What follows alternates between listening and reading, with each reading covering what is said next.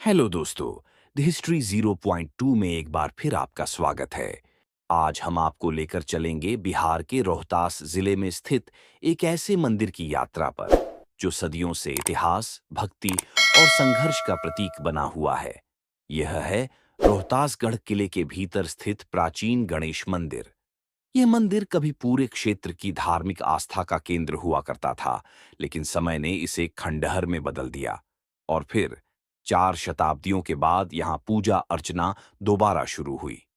तो चलिए जानते हैं रोहतासगढ़ किले के अंदर गणेश मंदिर का इतिहास। रोहतासगढ़ किला भारत के सबसे बड़े और मजबूत किलों में से एक माना जाता है।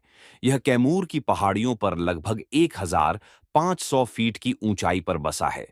इतिहासकारों का मानना है कि इसका नाम राजा रोहिताश्व, सम्राट राजा हरिश्चंद्र के पुत्र के नाम पर पड़ा।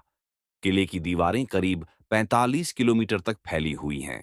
यहाँ हिंदू, अफगान, मुगल और अंग्रेज सभी ने अपनी छाप छोड़ी। विशाल हथिया द्वार, दीवान ए खास, बावड़ियाओं, मस्जिदें और महल सब इसकी ऐतिहासिक महत्ता बताते हैं। इन्हीं स्मारकों के बीच बसा है गणेश मंदिर, जो कला और आस्था का अद्भुत उदाहरण है।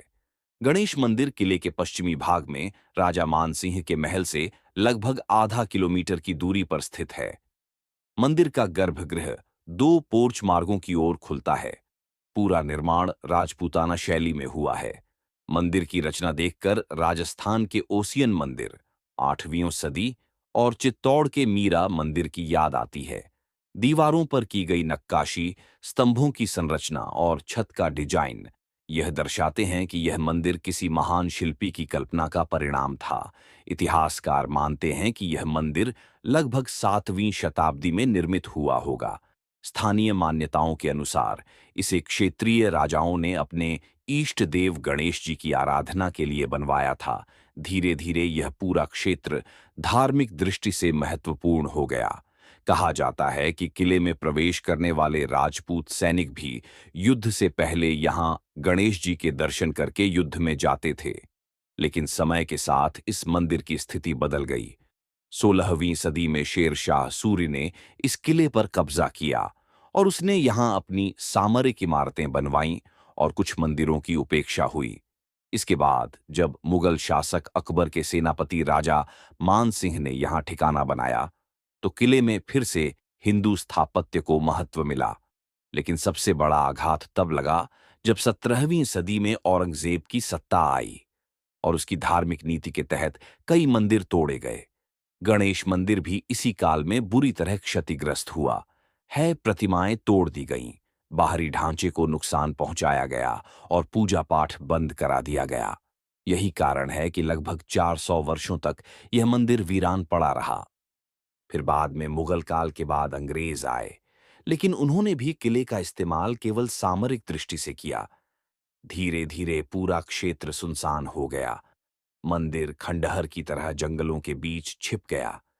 केवल कुछ स्थानीय लोग ही कभी कभी यहां आते थे, लेकिन नियमित पूजा पूरी तरह समाप्त हो चुकी थी। गणेश मंदिर को जीवित रखने के लिए आधुनिक काल में फिर से पुनरुद्धार किया गया, लेकिन कहते हैं कि आस्था कभी खत्म नहीं होती। हाल के वर्षों में स्थानीय समाज सेवियों और सांस्कृतिक संस्थाओं ने इस मंदिर की ओर ध्यान दिलाया। 2023 में शाहाबाद महोत्सव के दौरान मंदिर के पुनरुद्धार का विचार रखा गया। अंततः गणेश चतुर्थी के अवसर पर लगभग 400 वर्षों बाद यहां दोबारा पूजा शुरू हुई। पंडित ने मंत्रोच्चारण के साथ भगवान गणेश की मूर्ति की पूजा की। पूरा परिसर जय गणेश के उद्घोष से गूंज उठा। यह क्षण ऐतिहासिक था, मानो सदियों पुरानी परंपरा फिर से जीवित हो उठी हो। गणेश मंदिर का वर्तमान स्थिति और योजना। आज गणेश मंदिर धीरे धीरे पुनर्जीवित हो रहा है। यहाँ सुबह शाम नियमित पूजा करने की योजना बनाई गई है। स्थानीय ग्रामीण और नेता इसमें सक्रिय भूमिका निभा रहे हैं। प्रशासन भी अब इसे पर्यटन स्थल के रूप में विकसित करने की दिशा में सोच रहा है। मंदिर के पुनरुद्धार से न केवल धार्मिक भावना जागृत हुई है, बल्कि पर्यटन की संभावना भी बढ़ी है। मंदिर की सांस्कृतिक और आध्यात्मिक महत्व। गणेश जी को विघ्नहर्ता कहा जाता है। माना जाता है कि इस मंदिर में पुनः पूजा शुरू होने के बाद पूरे क्षेत्र में एक सकारात्मक ऊर्जा फैली है। स्थानीय लोग इसे अपनी सांस्कृतिक पहचान और गौरव से जोड़कर देखते हैं।